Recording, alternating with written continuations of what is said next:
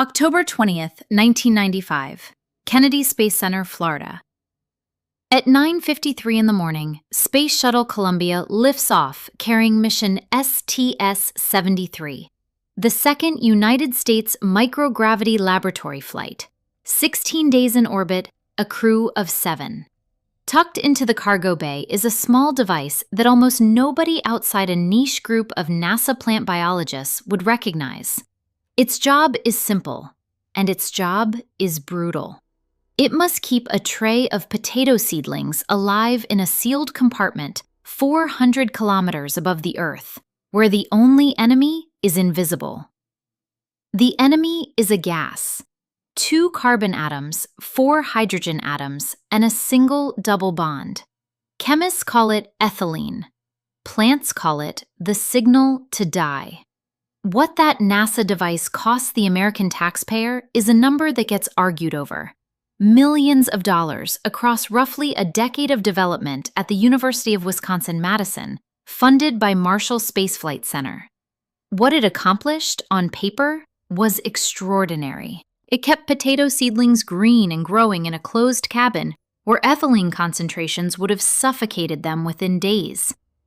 The strange part of the story, the part that never made the press release, is that 307 years before that launch, on a wooded coastline in southern Japan, a charcoal merchant named Bichu-ya Chōzaemon had already solved the exact same problem.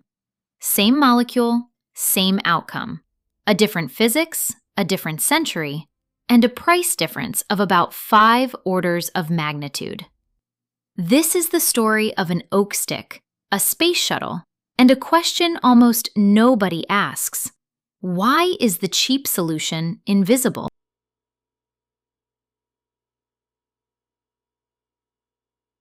One, the invisible enemy in the crisper drawer. Every fruit and every vegetable in your kitchen right now is technically still alive. Cells respiring, tissue metabolizing. And as part of being alive, those tissues are producing a colorless, odorless gas called ethylene, C2H4, a natural plant hormone dispatched as a chemical messenger that tells fruit to ripen and tells flowers to fade. In an open orchard with wind and dilution, ethylene signals are quickly carried away. In the sealed plastic drawer at the bottom of your refrigerator, they are trapped. An apple sitting next to a head of broccoli is not a neutral neighbor. It is a chemical broadcaster. Apples produce ethylene generously. Broccoli is highly sensitive to it. The drawer becomes a small atmosphere with a single dominant signal, and that signal says, ripen, age, decay. The University of California, Davis Post-Harvest Technology Center has documented exactly what specific exposure does to specific produce. Carrots stored alongside ethylene-producing fruit develop bitter compounds called isocoumarins, which is why the carrots in a poorly organized crisper sometimes taste off without showing visible damage. Broccoli yellows from the florets down within 3 to 4 days. Lettuce develops russet spotting at the leaf base and breaks down. Cucumbers turn translucent and soft. Berries collapse. Refrigeration slows this process. It does not stop it. At 4 degrees Celsius, ethylene production drops, but it does not vanish. And in a sealed drawer with no ventilation, even a slow trickle accumulates into a measurable concentration within 48 hours. This is the same loop, working at the same molecular level, that occurs inside a sealed spacecraft cabin. The same molecule, the same problem, the same need for a solution. NASA found one. The cost was significant. 2. The $1 million answer. The man who solved it was Mark Anderson, a professor of environmental engineering and materials science at the University of Wisconsin-Madison. In the early 1990s, working through the Wisconsin Center for Space Automation and Robotics, a NASA research partnership center sponsored by the Space Product Development Office at Marshall Space Flight Center, Anderson developed what came to be called an ethylene scrubber. The mechanism is precise and elegant. Air is drawn through a series of tubes. The tubes are coated with a thin layer of titanium dioxide, the same compound found in white paint and sunscreen, but applied at nanometer thickness. Inside each tube, an ultraviolet lamp emits light at a specific wavelength.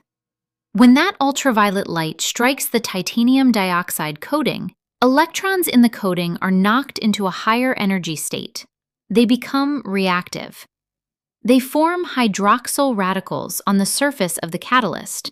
Those radicals encounter ethylene molecules drifting through the tube, and they tear them apart, breaking the C2H4 into water vapor and carbon dioxide, both of which are useful to the plants the device is protecting.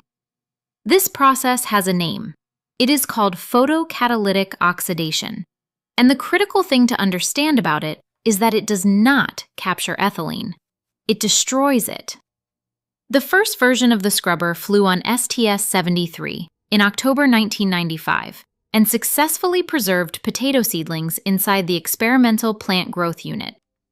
Updated versions flew on multiple subsequent International Space Station missions. By 1998, the technology had been licensed by the Wisconsin Alumni Research Foundation to KES Science and Technology, headquartered in Kennesaw, Georgia, which later partnered with Akita Holdings of Jacksonville, Florida, to commercialize a terrestrial version under the brand name Aeroside. Today, Aeroside units protect produce in commercial cold storage warehouses across North America, the Middle East, and Asia. They protect cut flowers in floral wholesale operations. They protect biological samples in pharmaceutical refrigeration. A single industrial unit costs in the low thousands of dollars, runs continuously, and removes ethylene without filter changes or chemical refills. This is the version of the story NASA tells. It is a triumph of public sector research translating into private sector products. It is the cleanest possible illustration of how government investment in basic science creates downstream economic value. It is also the second best solution to the problem.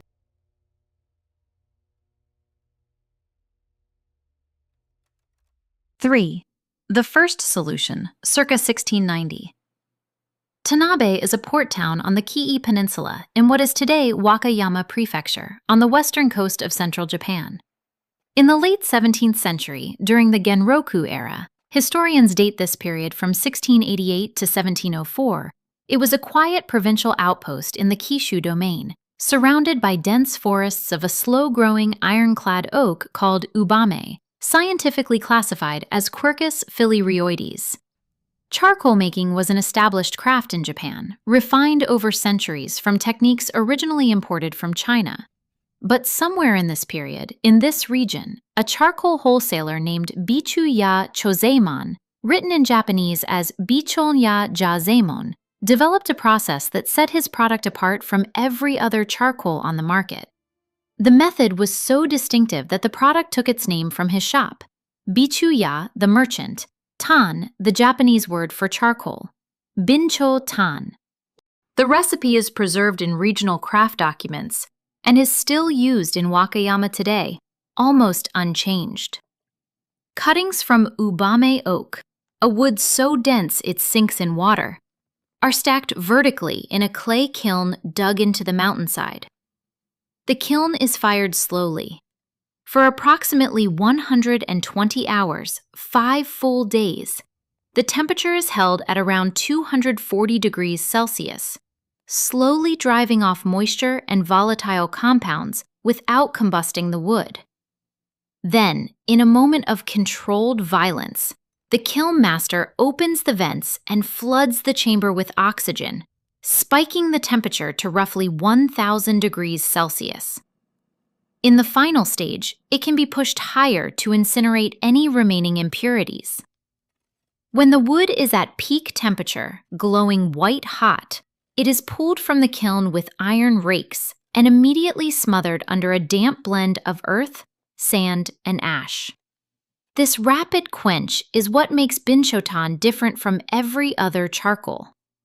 The wood does not crumble. it hardens. The carbon collapses inward into a glassy, dense matrix, polished externally with the residue ash that gives it its other name, white charcoal. A finished stick of Binchotan is approximately 95% pure carbon.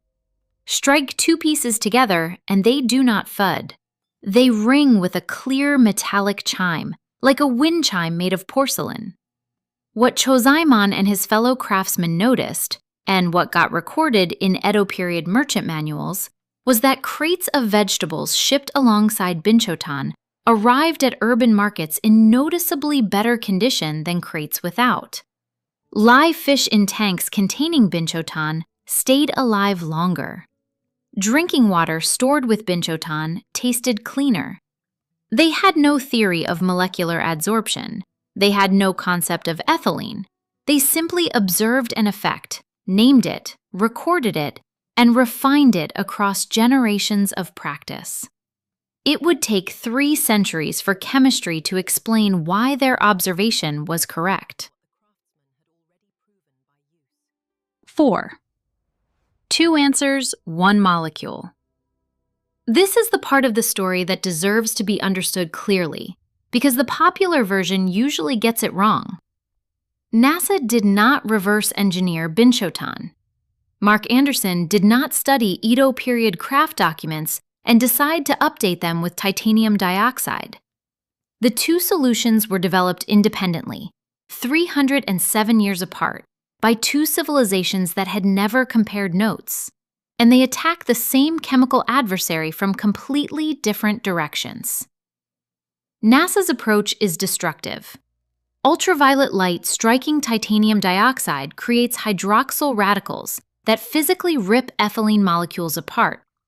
The molecule ceases to exist as ethylene. It exits the device as harmless water vapor and carbon dioxide.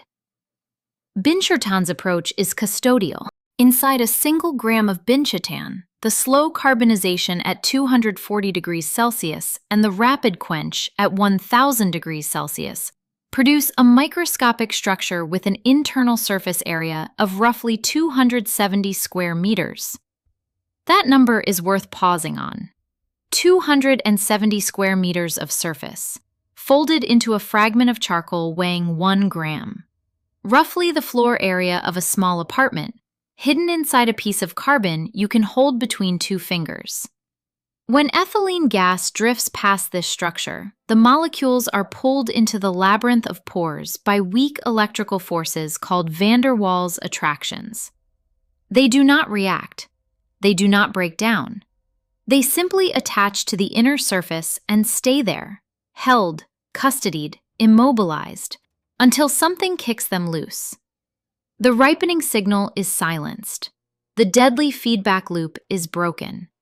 2 engineering solutions, 2 completely different physics. One developed in a research center in Wisconsin in the 1990s, with computational modeling, electron microscopy, and decades of materials science.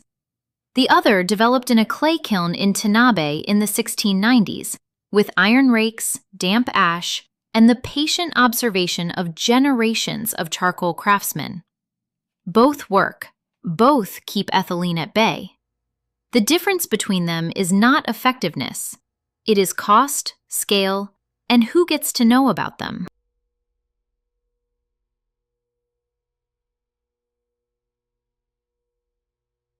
5. Why you probably didn't know this. It would be tempting to say that the global food packaging industry, a market valued at roughly $533 billion in 2025, according to Fortune Business Insights, actively suppress this knowledge. That would make for a tidy villain. The truth is more boring and more useful to understand. Nobody hid Binchotan. It is sold openly on Amazon, in specialty Japanese kitchen stores, in eco-shops worldwide, and across the actual region of Wakayama, where the craft is now protected as an intangible cultural property. NASA published its ethylene scrubber findings in peer-reviewed journals throughout the 1990s. Aeroside markets its descendant products in trade publications today. The science is in textbooks. The stick is on shelves. What is missing is the only thing that drives modern consumer awareness: a marketing engine. And there is a structural reason that engine doesn't exist. A piece of carbonized oak cannot be patented. Anyone with access to Ubame oak and a clay kiln can produce it. Once something cannot be owned exclusively, no company has a financial incentive to spend tens of millions of dollars building consumer demand for it. Every dollar spent advertising Binchotan would benefit every competitor selling Binchotan, including the small Japanese family workshops that have been making it for 14 generations and have no advertising budget at all. A plastic crisper bag, on the other hand, is patentable. It is single-use, it generates recurring purchase, it can be branded, differentiated, and stocked in 1,000 grocery stores. Capitalism rewards what it can copyright. This is not a moral judgment. The plastic crisper bag has genuine advantages: barrier protection during transport, hygiene against contamination, structural integrity in shipping. There is a reason it dominates retail. The point of this video is not to demonize plastic and canonize charcoal. The point is to add a second, very old, very cheap tool to the modern kitchen drawer. Here is a fact worth sitting with. Industrial produce growers and grocery distributors do use ethylene scrubbers. Aeroside units run continuously inside cold storage warehouses to keep tomatoes and lettuce viable during transit from farm to retail. The ethylene problem is taken seriously at the wholesale level. The chain breaks the moment that produce passes through the supermarket checkout. Once it enters the consumer's home refrigerator, the protection ends and the rotting begins. The supermarket sells you a tomato that was kept fresh by NASA-derived technology in transit. It does not sell you the option to extend that protection in your own kitchen. The reason is not that the option doesn't exist. The reason is that nobody markets it because nobody can own it. That is what the title of this video is really asking. Not why an industry conspired to hide a secret, but why a public domain answer, freely available, cheaper than the alternatives, and validated by NASA itself, was simply allowed to fall out of common knowledge in the consumer-facing world. The answer is patent economics. The answer is that the bookkeeping of modern marketing only invests in things it can fence off and sell again next month.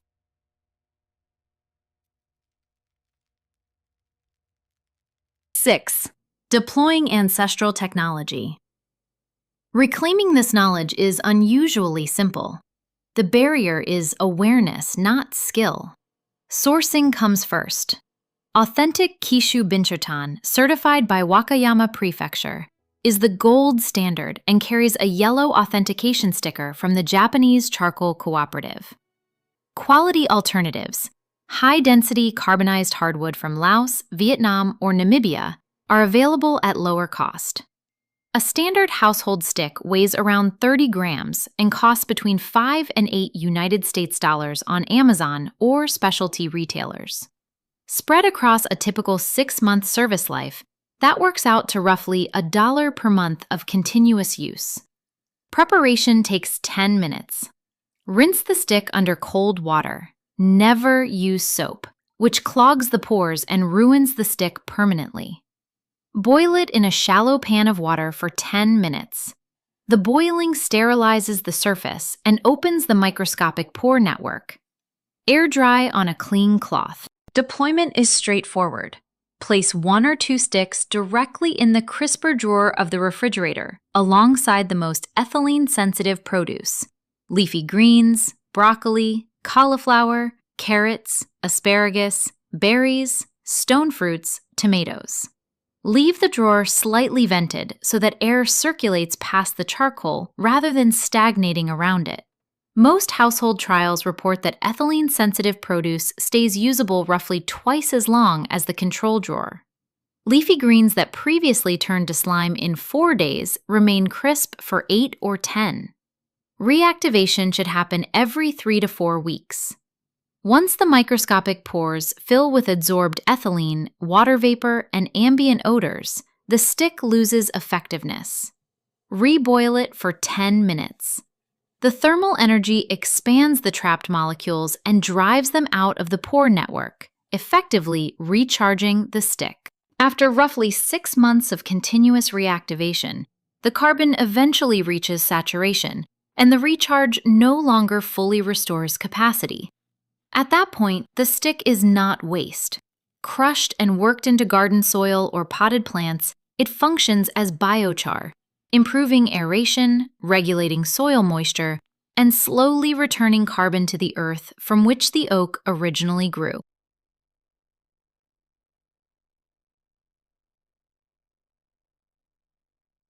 Honest limitations. Binchotan is not a universal solution. The title of this video promises any vegetable because that is how titles work in 2026. Reality is more specific, and being honest about that is what separates a craft tool from a hype product. Binchotan is highly effective for ethylene-sensitive produce. It is not recommended for potatoes, onions, garlic, or shallots. These root crops store best in dry, dark, room temperature conditions, and putting them in a charcoal-treated refrigerator drawer offers little benefit and can sometimes accelerate spoilage by raising humidity in their storage environment. Binchotan is not a substitute for refrigeration. It works alongside the cold chain, not in place of it. Anything that requires temperatures below 4 degrees Celsius still requires temperatures below 4 degrees Celsius. Binchotan is not a biological water filter. When dropped into a pitcher of tap water and left for 6 to 8 hours, it absorbs chlorine and reduces some heavy metals. It does not kill bacteria. It does not sterilize well water. For drinking water from any non-municipal source, additional filtration or boiling remains necessary. Binchotan must be reactivated. A neglected, fully saturated stick left in a humid drawer can become a reservoir for moisture and, in the worst case, a habitat for mold. The maintenance is small, but it is not optional. For commercial volumes, restaurants, working farms, large gardens, retailers, engineered solutions like aeroside remain the appropriate scale of technology. A handful of charcoal sticks is a household tool. It is not a replacement for industrial cold storage. In late October 1995, Space Shuttle Columbia returned safely from its 16-day mission. The potato seedlings inside the plant growth unit had survived. The titanium dioxide ethylene scrubber had performed exactly as Mark Anderson designed it to. NASA's spin-off archives cite the experiment as a successful proof of concept that contributed, in time, to the air purification technology now installed on the International Space Station and in commercial refrigeration around the world. That same week in Wakayama Prefecture, charcoal kilns that had been operating for 300 years continued their slow, smokeless burns.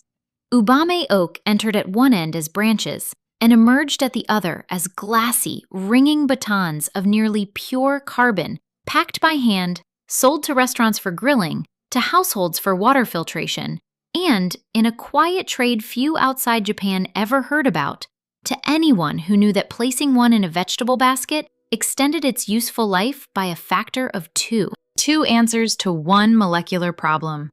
One celebrated as space-age innovation. The other has been sitting on a shelf in a coastal Japanese town since the 1690s, doing the same job for about $1 a month. The lesson of Binchotan is not that the old way is better. It is that the old way still works, that it never stopped working, and that the absence of a marketing budget is the only reason it disappeared from common consumer knowledge in the first place. How many other answers like this are sitting in plain sight, waiting for someone to remember them? That is the question Oracle Prime exists to ask. Drop a comment with the foods that defeat your refrigerator most often, or with the household trick a grandparent or great-grandparent used that modern science is only now beginning to catch up with. The most interesting threads always set the direction for the next investigation. If this video changed how you look at the inside of your fridge, hit subscribe, hit the notification bell, and pass it on. Knowledge that cannot be patented spreads only through people who choose to share it. Stay curious, stay autonomous. We will see you in the next vault.